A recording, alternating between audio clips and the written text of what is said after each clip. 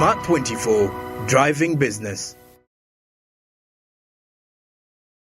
The Budget Committee only has 15 days in Parliament to review the budget framework paper, and today was supposed to be their first meeting with the Ministry of Finance officials. However, the meeting was cancelled, which lawmakers found to be unacceptable. Today's meeting, the Budget Committee and the chairpersons of sectoral committees were supposed to meet the Minister of Finance to explain more or to draw more insight into the budget framework paper. However, Finance has not turned up. This is an indication that Finance presents documents to Parliament when they are not ready.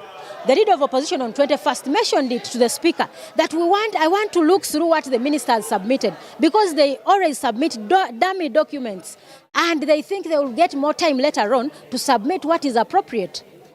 Honorable Namuga asserts that the committee expects Finance to provide a written explanation of why they have failed to appear before the committee, since frequently meetings are planned and witnesses do not show up, wasting taxpayers' money that could have been put to good use. We've sat, we've used all the facilities of Parliament. We've taken tea, we've driven cars from different areas, and people are going to be paid for no work done. So the Minister of Finance should take Ugandans seriously. We should provide sufficient services and in the right time.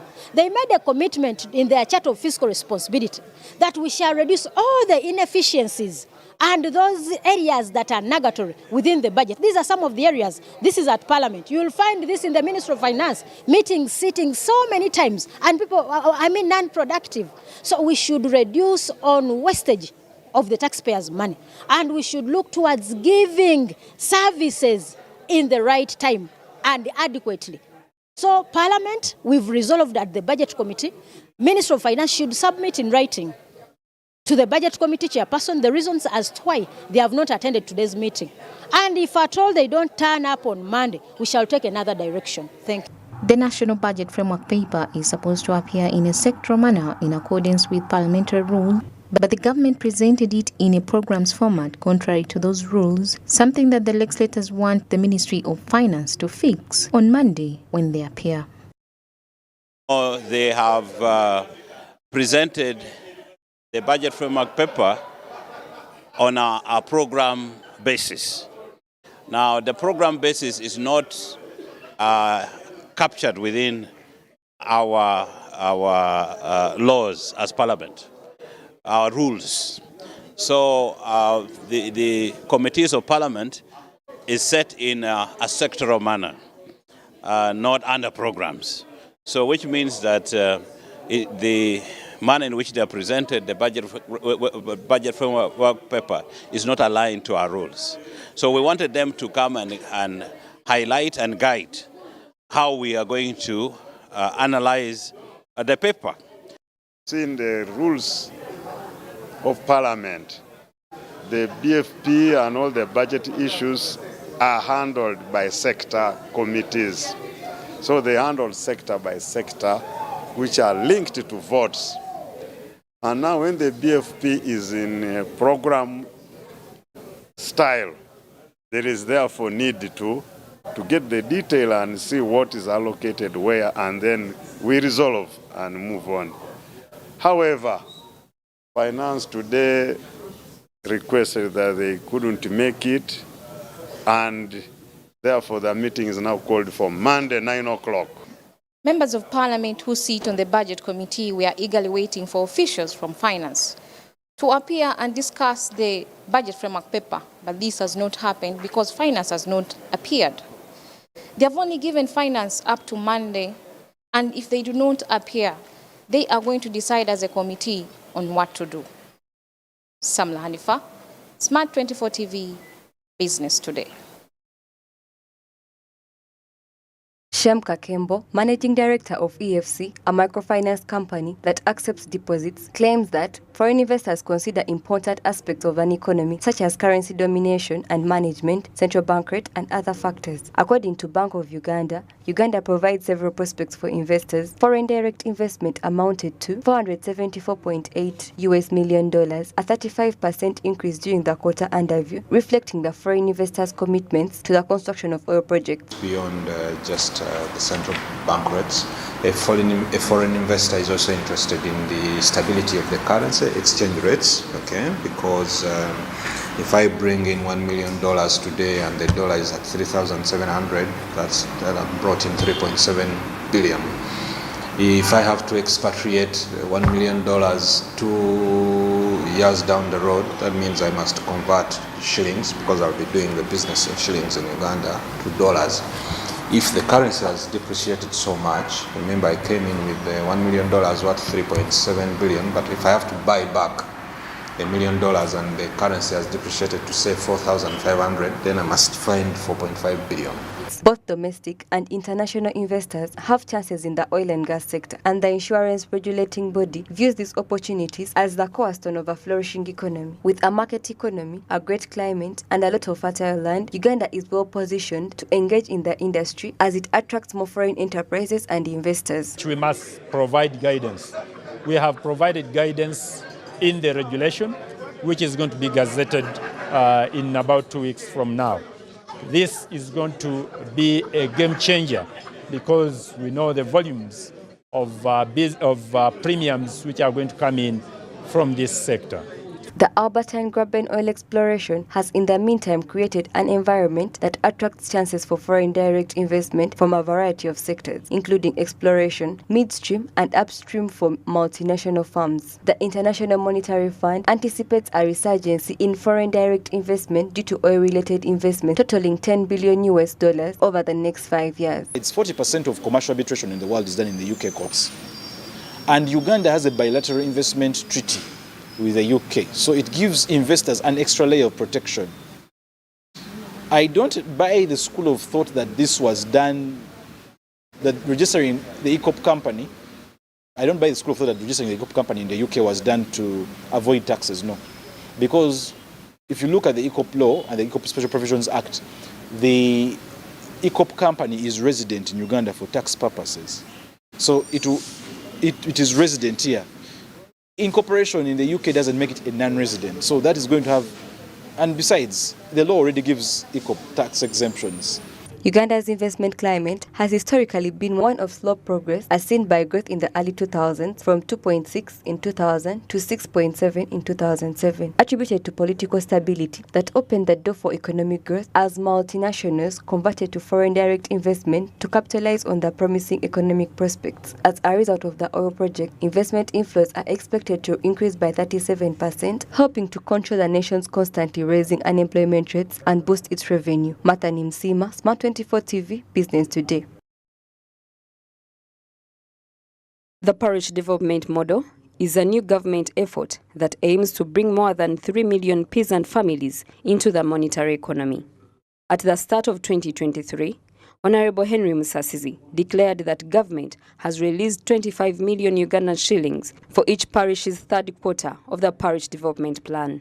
This is an addition to the 32 million Ugandan shillings that was previously released. During an interview with several of the program's recipients in the Busoga area, Smart 24 TV learned that they have not received any finances since the program started. We have never received this money, and we have never heard about the parish development model, nor have any leaders talk to us about it. We have not got any single coin from the parish. We don't even know how someone accesses it, and our leaders have not reached out to us about the money and organizing us.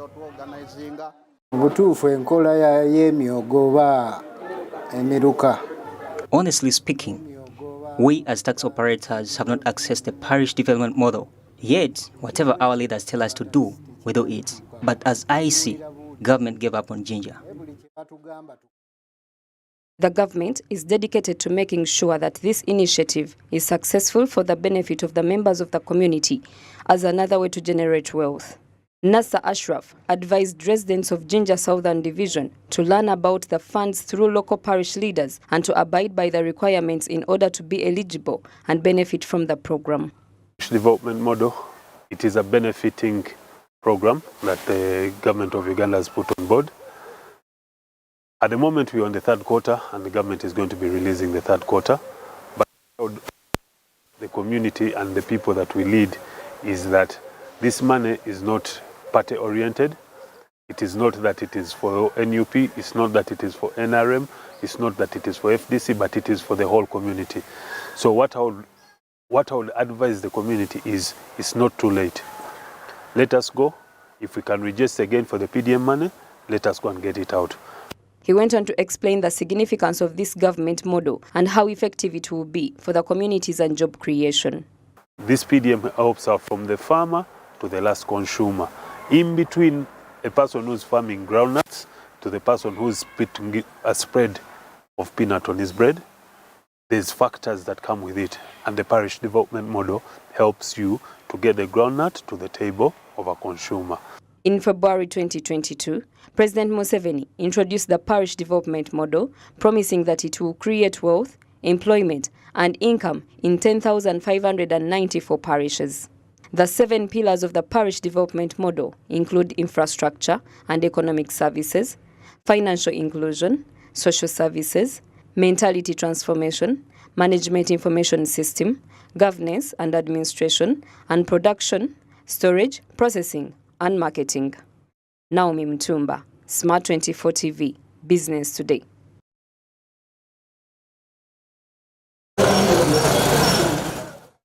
Kampala is Uganda's central commercial area, attracting corporate transactions from all economic sectors. This comes with the sustainability load of an ever-growing population and investments, necessitating management programs, one of which is the Smart City project with several development goals. Smart 24 TV reached out to some business people in the city who shared the grievances they experienced while operating their businesses.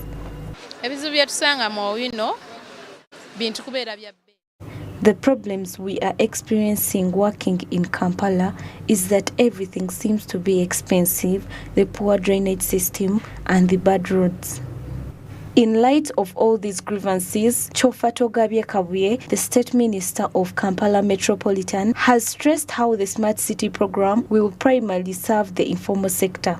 And I think it is almost 50% is planned for the informal sector. That's why we are saying we are buying land in each division. We are putting up skilling centers or more workspaces and innovation centers. I think under the Smart City we call them innovation centers. All this is geared towards the informal sector.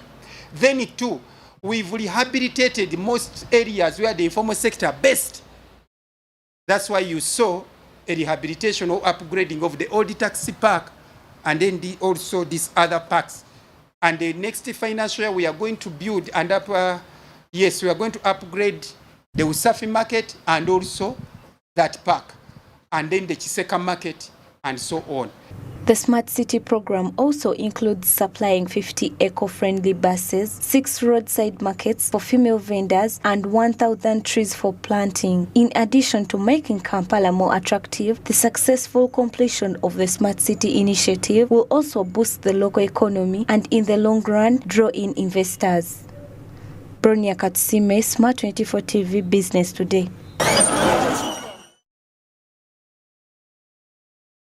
Last month, Uganda shipped its maiden fuel cargo from the port of Kisumu, bringing a spark to Lake Victoria port that has been positioning itself as a major gateway into the East African region. The Secretary of the Treasury, Ramadhan Gobi, stated that the peaking of the oil expenditure activities is a silver lining of the struggling economy to reasonably improve during the 2023-2024 financial year, despite a continuous macroeconomic volatility caused by the pandemic and the Russia-Ukraine war. Previously, 300 and 400 tankers a day were cleared at the Malaba-Busia border, our border with Kenya. Petroleum dealers will now have to sit down and review accordingly because this facility has reduced the cost of transport logistics. According to the oil sector regulator, the Petroleum Authority of Uganda, by 2021, cumulative investments in the sector stood at only $4.8 billion, that's equivalent to 17.7 trillion shillings as of the end of 2022. The Uganda Revenue Authority is optimistic that shipping petroleum products from Kenya by water will reduce fuel pump prices. A cubic meter of petroleum transport costs $40, that's equivalent to 148,000 shillings on the road, while a cubic meter transported by ship costs $20 to $25, equivalent to 74,000 to 92,000 shillings. The final cost of the reduction results into lower fuel pump prices.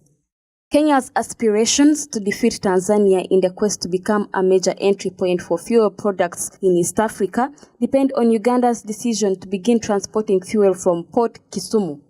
Uganda, which relies on Kenya for petroleum, has delayed the construction of an oil jetty on its side of Lake Victoria, thwarting Kenya's efforts to benefit from the restored Kisumu port. Ronana Habwe, Smart 24 TV, Business Today. Starting from there.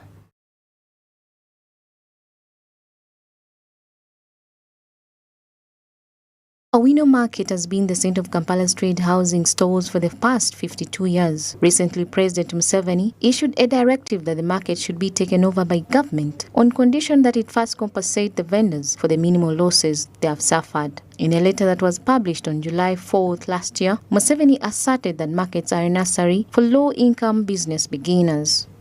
We went ahead with preparations of redevelopment of the market by getting a financier who managed to get $358 million for the redevelopment of the market. Secondly, and the construction of the market. Sometime in March 2021, KCCA took over St. Valley Kudembe market and stalled the process of the redevelopment. And a court judgment was passed that KCCA should not indulge itself in any transactions of the market. The market is owned by vendors through their company, Sirowa. But from then on, KCCA has vehemently refused to vacate the market. Sometime in 2020, the president came out with a directive that the market should be taken over by government, but on condition that they should first compensate the vendors for the little they put in. The proprietors of St. Joseph Bali Kudembe Market Stalls, Space and Shop Owners Association were reportedly reassured by the State Minister for Kampala, Honorable Chofatogawie Kabuye, that there is no property dispute there and that the land belongs to them. Instead, the presidential directive was intended to aid vendors in their post-COVID recovery. Being orchestrated by narrow-minded people and short-sighted, there's no dispute. First of all, the land is there. And two, it's owned by, it's a private property. The private individual has got what to do with his land. You know, private people are rational when it comes to investment. Tomorrow, you may be interested in this one, the other day may change. That's why we got a short time for that kind of activity, so that we finish the city bazaar, which was intended to give back, to allow our people, the vendors, the hawkers, get something. Following the presidential instruction on the Owino land title, some vendors commended President Museveni for giving KCCA permission to run the market, stating that it has helped some of them because they no longer have to pay for rent and are therefore able to support themselves. To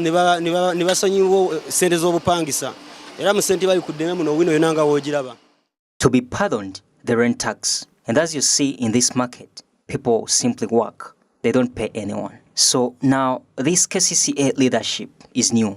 We haven't observed it so much.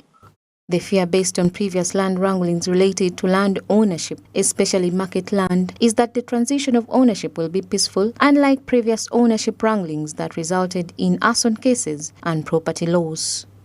Samla Nifa, Samuel Kirimunda, Smart 24 TV, Business Today. The Democratic Republic of Uganda and Kenya has been facing a lot of trade disputes, and this has put an embargo in as far as economic growth of the two countries is concerned, and Uganda suffered more than Kenya. Now Ugandans are asking themselves, will William Ruto's presidency improve the trade relationships of the two countries? As a matter of fact, under former President Uhuru Kenyatta, economic ties between Uganda and Kenya were among the most hazardous in the area, with threats coming from both the public and private sectors in violation of the agreements made with the East African community. Geoffrey Macho, a member of parliament representing Busia municipality, a Ugandan district that borders Kenya, considers William Ruto's victory to be significant in as far as boosting trade between the two countries is concerned. The coming in of President Samuel William Ruto as the 5th president of Kenya, our people on the border have expectations that he's going to improve business within the cross-border fraternity. Because first of all, President Samuel William Ruto is a businessman. And before he came in, we had the challenges that the government of the president who was there by that time was shifting goals in the trade agreements. And that's why you saw Uganda face a challenge of having a blockage of maize, grey maize that was going to Kenya. As our elder, President Museveni, have the challenge to lead the charge on ensuring that we bring down the boundaries and the borders and the barriers so that we can have a borderless East Africa community. Kenya is both the cheapest and quickest trade route for Ugandan trade in the areas, as well as Uganda's biggest trade partner. The relationship between the former president's administration and the Ugandan government has been sluggish as he nears the end of his second term in office. Kenya-Uganda trade engagement as of now, between the period of Kenyatta and now President William Ruto, is moving on well. I am aware that President Ruto, having a business background, during the Independence Day, he had an engagement with the President Museveni, and he led a delegation of more than 10 ministers and technical people, including traders and private investors from Kenya. Private sector players came here on the 9th of Independence. They had a bilateral meeting with President Museveni to discuss issues of trade, industry. I see a lot of improvement in the coming in of Kenya Kwanza government, because when President Samuel Ruto came in, Kenya had stopped export of eggs to its country. But immediately he lifted that. He lifted that, and there is a booming business in the poultry sector. According to records, a restriction on Ugandan milk products was enacted in 2020, resulting in the confiscation of 54,310 kilometers of powdered milk and 263,632 liters of Ugandan milk, totaling to 573 million and 643 million, respectively. The second embargo, which caused a stir, was on maize from Uganda. According to the Kenyan government, Ugandan maize contained unsafe levels of aflatoxins for its citizens. On his visit to Uganda for independence celebrations, therefore, the Kenyan president-elect William Ruto advocated for the elimination of trade wars. Africa region, for us to work together so that we can transform our borders, which today stand out as barriers, and convert them so that goods, services, and people can move across this East Africa without any impediments. For years, if not decades, Uganda has been a supermarket of sorts for products made elsewhere. Kenya has always benefited from both access to cheap Ugandan raw materials and fresh produce for its agro-processing industry and market for finished products. However, trade wars between Kenya and Uganda started to become obvious when Uganda's exports to Kenya increased in 2017, when for the first ever Uganda reported a trade surplus with one of its biggest trade partners. Pedison Mumbere, Smart 24 TV, Business Today.